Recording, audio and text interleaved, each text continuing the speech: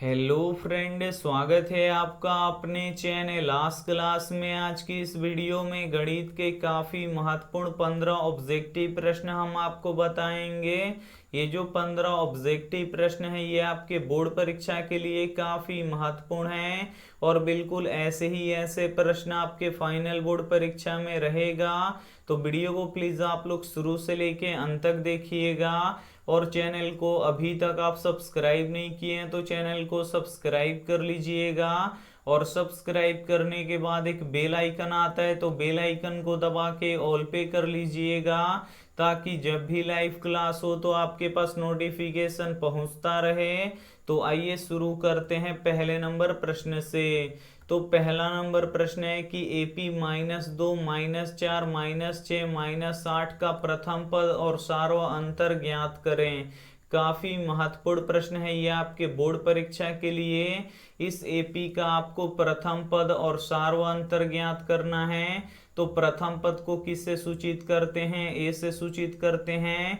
और सार्व अंतर को किससे सूचित करते हैं? D से सूचित करते हैं। तो यहाँ पे आपको A का मान निकालना है और D का मान आपको निकालना है। तो A क्या होता है? प्रथम पद होता है। तो AP का प्रथम पद यानी पहला पद कितना है? -2 है।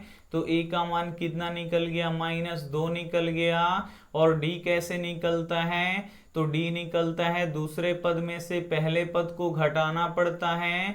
तो दूसरा पद कितना है? तो दूसरा पद -4 है। तो यहाँ पे लिख देंगे -4 और यहाँ पे माइनस है तो माइनस। अब यहाँ पे आपको पहला पद लिखना पड़ेगा। तो पहला पद कितना है? तो -2 है। तो यहाँ पे लिख देंगे -2। अब यहाँ पे देखिए -4 है तो -4 और माइनस माइनस क्या हो जाएगा? ये +2 हो जाएगा।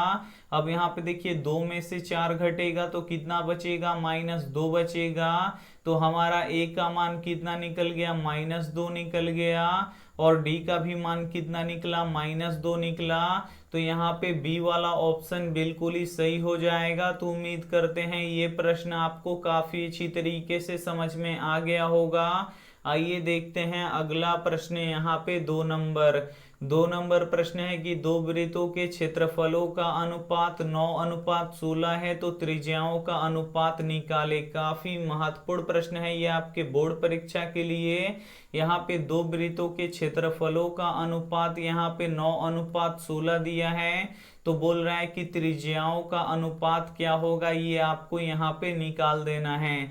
तो जब भी यहाँ पे आपको क्षेत्रफलों का अनुपात दे और आपसे बोले कि त्रिज्याओं का अनुपात क्या होगा, तो आपको क्या करना है कि दोनों का अंडर रूट कर देना है।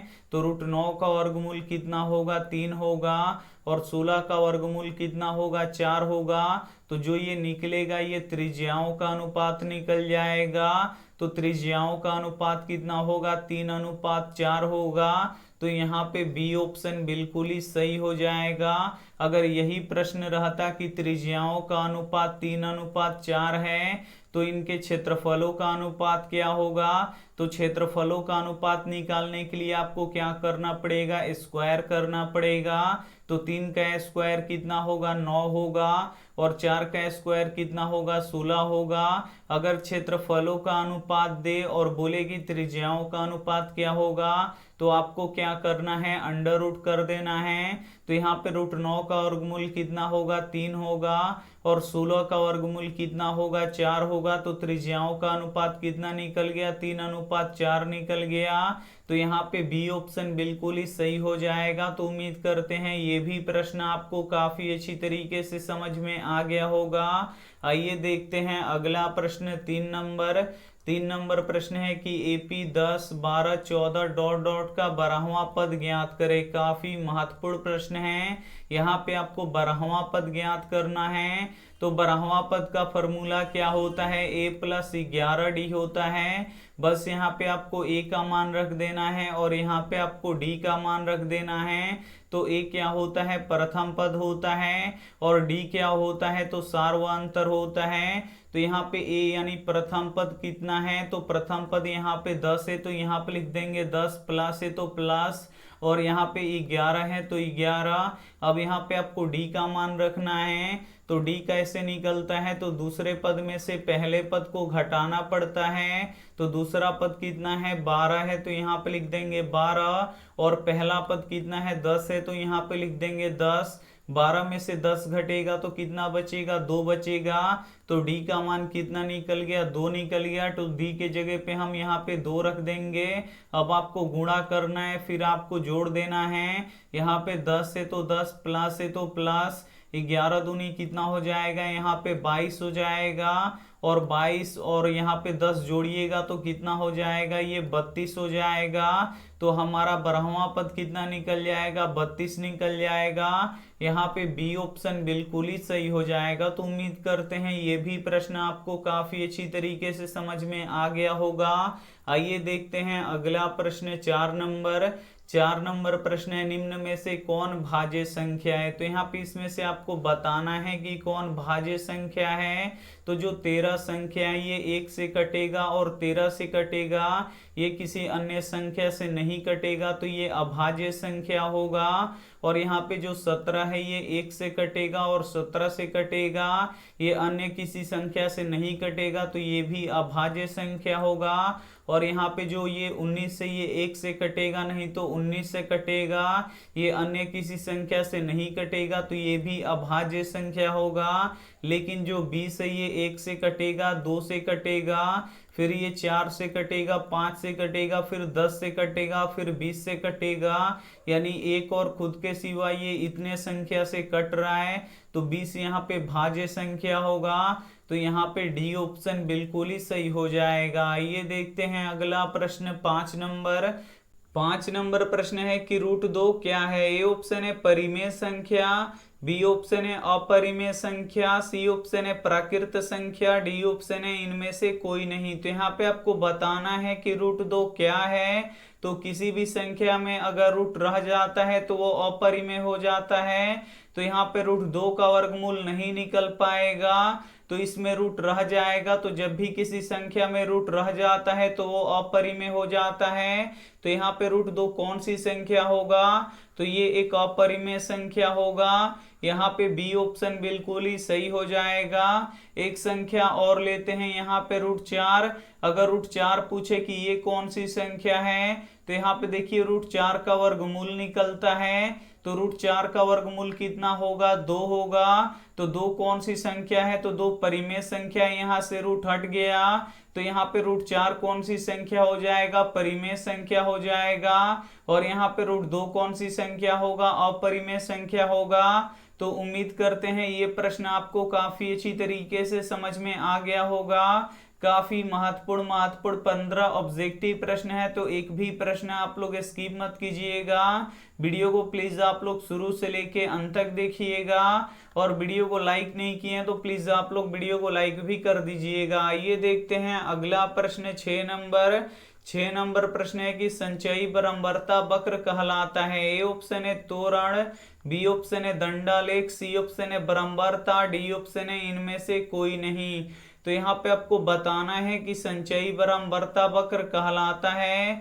तो संचयी बारंबारता वक्र त्वरण कहलाता है, इसे आपको याद रखना है, काफी महत्वपूर्ण प्रश्न है। यहाँ पे ए ऑप्शन बिल्कुल ही सही हो जाएगा। ये देखते हैं अगला प्रश्न 7 नंबर प्रश्न है कि b² - 4ac को क्या कहा जाता है। ए ऑप्शन है शून्य, बी ऑप्शन है विविध कर, सी ऑप्शन है गुणांक, डी ऑप्शन है अशून्य। तो यहाँ पे आपको बताना है कि b² - 4ac को क्या कहा जाता है। तो b² - 4ac को विविध कर कहा जाता है, इसे आपको याद रखना है।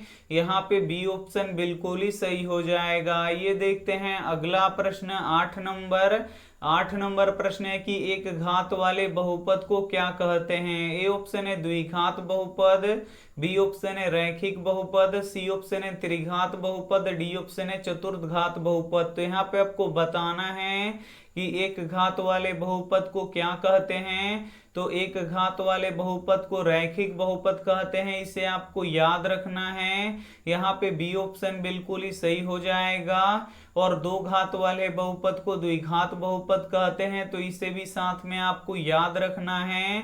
और 3 घात वाले बहुपद को त्रिघात बहुपद कहते हैं, तो इसे भी साथ में आपको याद रखना है। और 4 घात वाले बहुपद को चतुर्घात बहुपद कहते हैं, तो इसे भी साथ में आपको याद रखना है। आइए देखते हैं अगला प्रश्न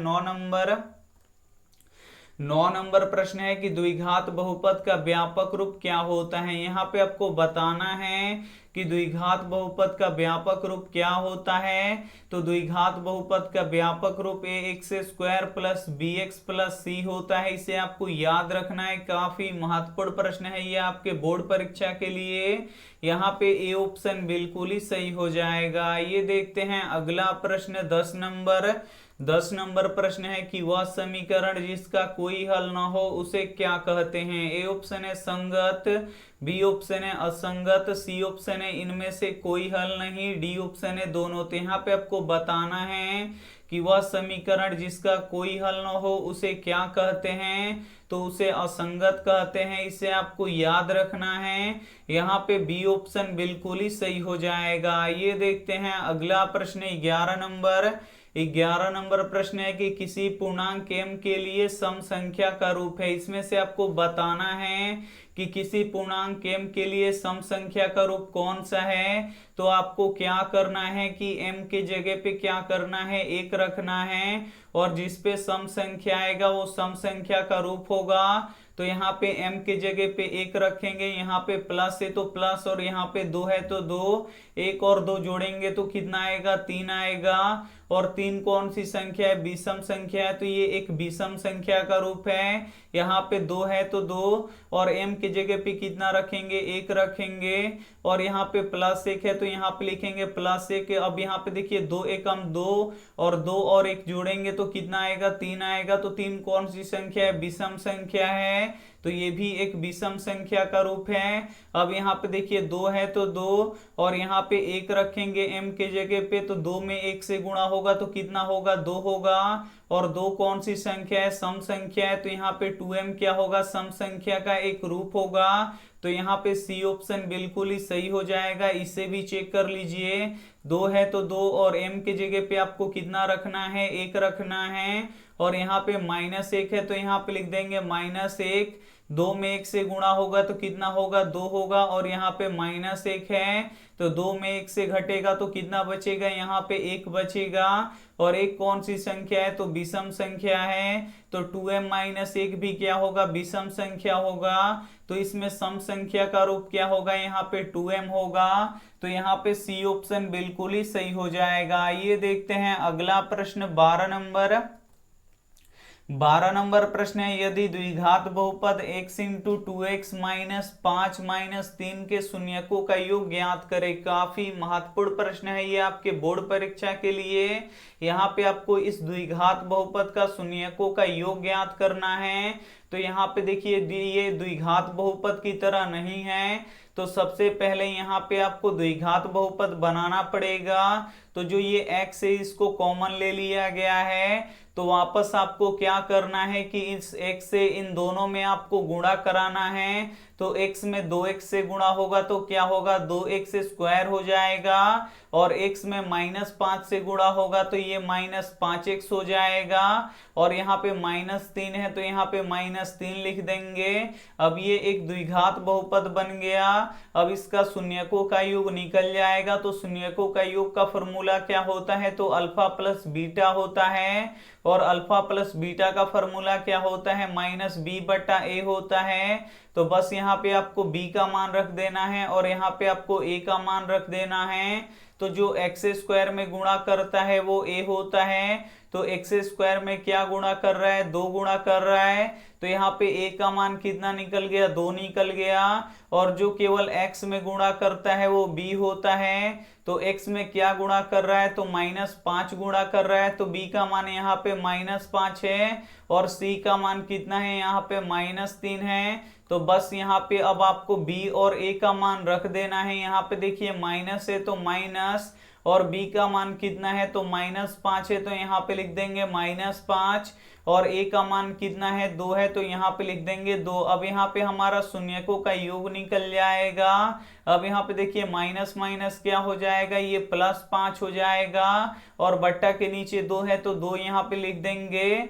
तो हमारा शून्यकों का योग कितना निकल गया, 5/2 निकल गया। तो यहाँ पे डी ऑप्शन बिल्कुल ही सही हो जाएगा। तो उम्मीद करते हैं ये भी प्रश्न आपको काफी अच्छी तरीके से समझ में आ गया होगा। आइए देखते हैं अगला प्रश्न 13 नंबर। 13 नंबर प्रश्न है कि मूल बिंदु से बिंदु A4-3 की दूरी क्या है। काफी महत्वपूर्ण प्रश्न है, आपको मूल बिंदु से दूरी निकालना है। तो मूल बिंदु से दूरी का सूत्र क्या होता है, तो ये होता है √x² + y² होता है। तो यहाँ पे जो ये बिंदु का नियामक दिया है, तो जो पहला होता है ये x का मान होता है, और ये जो दूसरा होता है ये y का मान होता है। तो इसमें आप रख दीजिए, यहाँ पे x का मान 4 है तो यहाँ पे लिख देंगे 4, और इसका स्क्वायर है तो यहाँ पे स्क्वायर दे देंगे, प्लस है तो प्लस, और y का मान कितना है -3 है तो यहाँ पे लिख देंगे -3, और यहाँ पे स्क्वायर है तो यहाँ पे भी स्क्वायर दे देंगे। अब यहाँ पे देखिए 4 का स्क्वायर कितना हो जाएगा, 16 हो जाएगा, और -3 का स्क्वायर क्या होगा, तो स्क्वायर का अर्थ होता है कि यही चीज 2 बार गुणा होगा। तो यहाँ पे माइनस माइनस क्या हो जाएगा, प्लस हो जाएगा, और 3 3 कितना हो जाएगा, 9 हो जाएगा। तो -3 का यहाँ पे स्क्वायर क्या होगा, +9 होगा, तो यहाँ पे लिख देंगे +9। अब आपको 16 और 9 जोड़ देना है, तो 16 और 9 कितना हो जाएगा, 25 हो जाएगा, और 25 का वर्गमूल कितना होता है, 5 होता है। तो यहाँ पे हमारा 5 इकाई बिल्कुल ही सही आंसर हो जाएगा। तो यहाँ पे सी ऑप्शन बिल्कुल ही सही हो जाएगा। आइए देखते हैं अगला प्रश्न 14 नंबर। 14 नंबर प्रश्न है, यदि 4 sin² थीटा बराबर 3 हो तो थीटा का मान निकाले। काफी महत्वपूर्ण प्रश्न है। यहाँ पे 4 sin² थीटा बराबर यहाँ पे 3 दिया है, तो इस थीटा का मान आपको निकालना है। तो सबसे पहले 4 इधर गुणा कर रहा है तो इसको बराबर के उधर भेज दीजिए, तो बराबर के इधर आएगा तो ये का क्या करेगा, भाग करेगा। भाग करने का अर्थ ये बट्टा के नीचे आ जाएगा, तो इधर बच जाएगा हमारा sin² थीटा, और इधर हो जाएगा हमारा 3/4। अब आपको क्या करना है कि स्क्वायर को भी बराबर के उधर भेजना है, तो स्क्वायर बराबर के इधर आएगा तो क्या हो जाएगा, रूट हो जाएगा, तो इधर बच जाएगा हमारा sin थीटा, और उधर क्या हो जाएगा √, यहाँ पे √3 क्या हो जाएगा, 4 हो जाएगा। अब यहाँ पे देखिए sin थीटा बराबर क्या हो जाएगा, √3 का वर्गमूल नहीं निकलेगा तो ये रूट में ही रह जाएगा, लेकिन √4 का वर्गमूल निकल जाएगा। तो √4 का वर्गमूल कितना होता है, 2 होता है, तो ये रूट से बाहर हो जाएगा। अब यहाँ से आपको थीटा का मान निकालना है, तो यहाँ से आपको साइन को हटाना पड़ेगा। तो अब यहाँ पे आपको देखना पड़ेगा कि साइन कितने डिग्री का मान, यहाँ पे √3/2 होता है, तो साइन 60 डिग्री का मान कितना होता है, √3/2 होता है। तो √3/2 की जगह पे हम कितना लिखेंगे, साइन 60 डिग्री लिख देंगे। तो यहाँ पे साइन थीटा है तो साइन थीटा, और √3/2 की जगह पे कितना लिखेंगे, यहाँ पे साइन 60 डिग्री लिख देंगे। और यहाँ से देखिए साइन से साइन क्या हो जाएगा, कट जाएगा, थीटा बराबर कितना निकल जाएगा हमारा 60 डिग्री निकल जाएगा। यहाँ पे बी ऑप्शन बिल्कुल ही सही हो जाएगा। ये देखते हैं अंतिम प्रश्न 15 नंबर। 15 नंबर प्रश्न है कि 3 + √3 - √3 निम्न में से कौन सी संख्या है। ए ऑप्शन है परिमेय संख्या, बी ऑप्शन है अपरिमेय संख्या, सी ऑप्शन है दोनों, डी ऑप्शन है इनमें से कोई नहीं। तो यहाँ पे आपको बताना है कि 3 + √3 - √3 कौन सी संख्या है। तो यहाँ पे देखिए +√3 और -√3 क्या हो जाएगा, कट जाएगा। और 3 कौन सी संख्या है, ये परिमेय संख्या है। तो यहाँ पे ए ऑप्शन बिल्कुल ही सही हो जाएगा। तो उम्मीद करते हैं ये सभी प्रश्न आपको काफी अच्छी तरीके से समझ में आ गया होगा। अगर आपको समझ में आ गया है तो वीडियो को आप लोग लाइक कर दीजिएगा। और ये रहा आपके लिए होमवर्क प्रश्न, इसका जवाब आपको कमेंट बॉक्स में देना है कि 2 क्रमिक सम संख्याओं का मौसा क्या होगा। ए ऑप्शन है 0, बी ऑप्शन है 1, सी ऑप्शन है 3, डी ऑप्शन है 2। तो जो भी हो आपको ऑप्शन सही लगे वो आप हमें कमेंट करके जरूर बताइएगा। और वीडियो को लाइक नहीं किए हैं तो प्लीज आप लोग वीडियो को लाइक कीजिएगा, अपने दोस्तों के पास इस वीडियो को जरूर शेयर कीजिएगा। और चैनल को अभी तक आप सब्सक्राइब नहीं किए हैं तो चैनल को सब्सक्राइब करके साथ में बेल आइकन को ऑल पे दबा लीजिएगा, ताकि जब भी लाइव क्लास हो तो आपके पास नोटिफिकेशन पहुंचता रहे। थैंक यू फॉर वॉचिंग, मिलते हैं अगले वीडियो में। तब तक अपना ध्यान रखिए, मन लगा के पढ़ाई कीजिए। अब यहाँ पे 1:30 बजे क्लास होगा। थैंक यू फॉर वॉचिंग, मिलते हैं अगली वीडियो में। तब तक अपना ध्यान रखिए, मन लगा के पढ़ाई कीजिए। Take care and bye.